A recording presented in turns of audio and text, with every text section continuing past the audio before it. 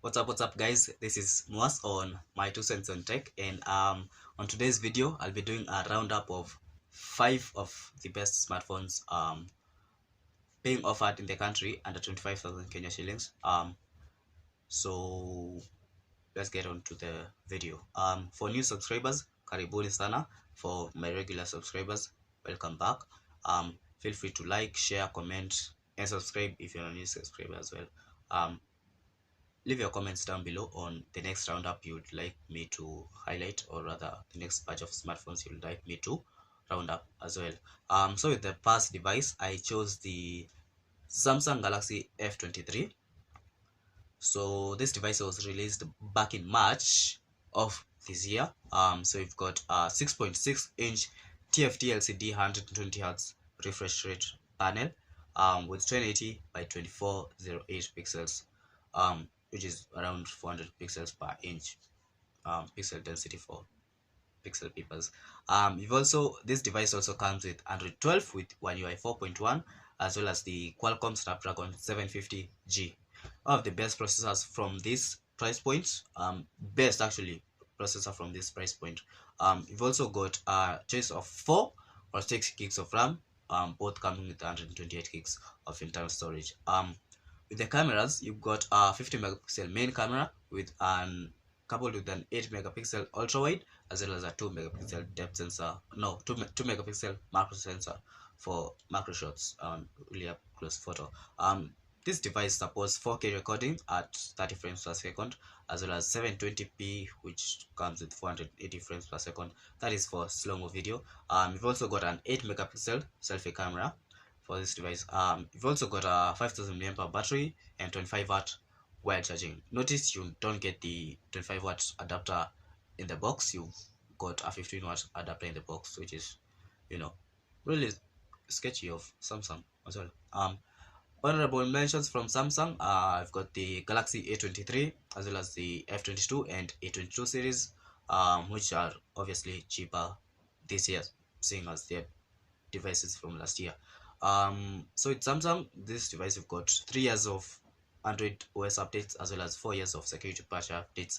So this is one of the best devices you can get at this price point, which will be covered for the next 3 years, especially when it comes to software updates. So one of the best devices as well.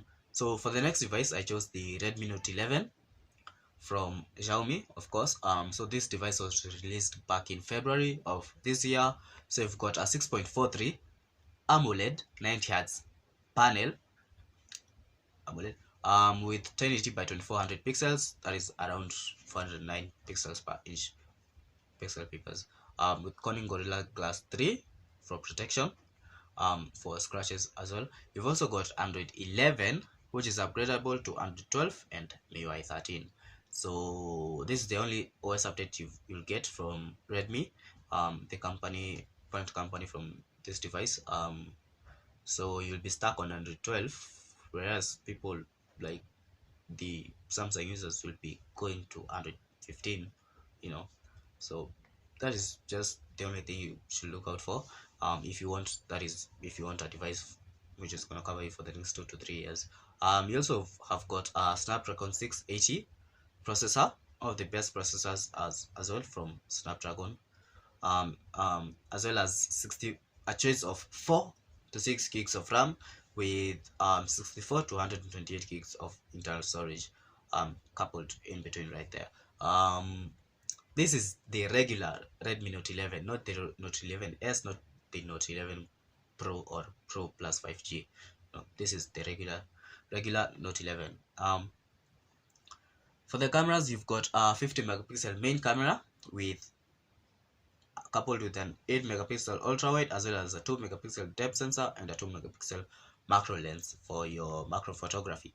You've also got a 13 megapixel selfie camera, which is actually one of the best selfie cameras at this price point, as well as a 5000 mAh battery with 33-watt wire charging. So they advertise 6 minutes from 0 to 100. I'm not sure, but one of the best battery lives you can get from a device at this price point, with really fast charging at this price point as well, again. Honorable mentions from Redmi. We've got the Redmi 10 and maybe 10C and 10A, which I mentioned in the other video.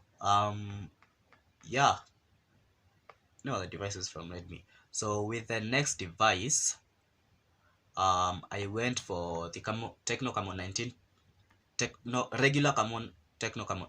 I went for the regular Tecno Camon 19, sorry. So this device was released back in July of this year. You've got a 6.8-inch IPS LCD, one of the biggest panels you can get on at the device at this price point.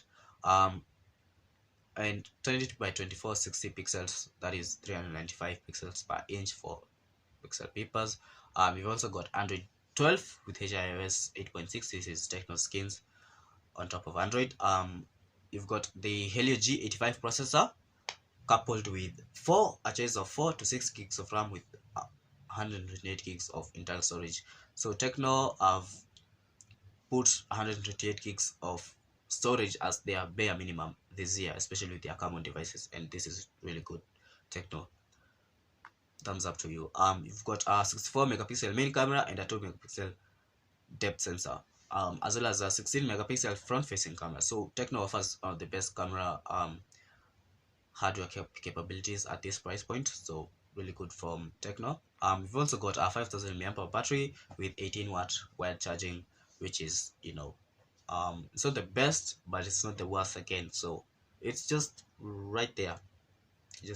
Honorable mentions from Tecno, maybe the Tecno Camon 18 series and the Camon 17 series. Really good hardware for mediocre software, I guess. So for the next device, I chose the Xiaomi Poco M4.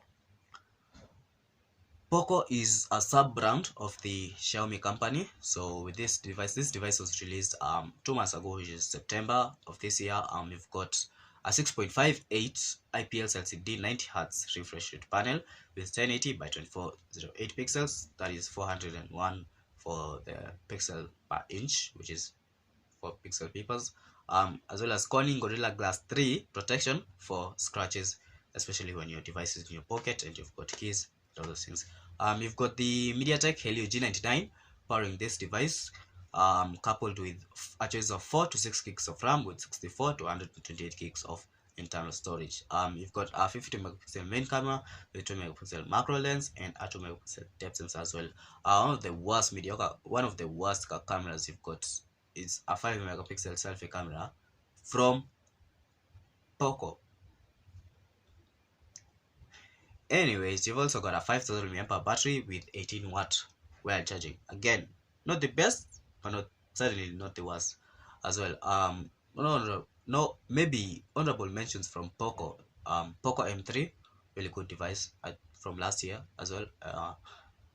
As well as the Poco M4. So with the last device, last but not least, I chose to go with the Realme C35 from Realme, which is a sub-brand of Oppo. So this device was released February of this year. So you've got a 6.6-inch IPS LCD panel with 1080 by 2408 pixels. That is 401 pixels per inch. You've got Android 11 as well as Realme's UI 2.0. Coupled with the Unisoc Tiger T616 powering the device, as well as a choice of 4 to 6 gigs of RAM with 64 to 128 gigs of internal storage. This device is not gonna be updated for the next couple of years, so I think you'll be stuck with Android 11, and not one of the best offerings from Realme, but at this price point at least offer 1 or 2 years of OS updates. You'll only be getting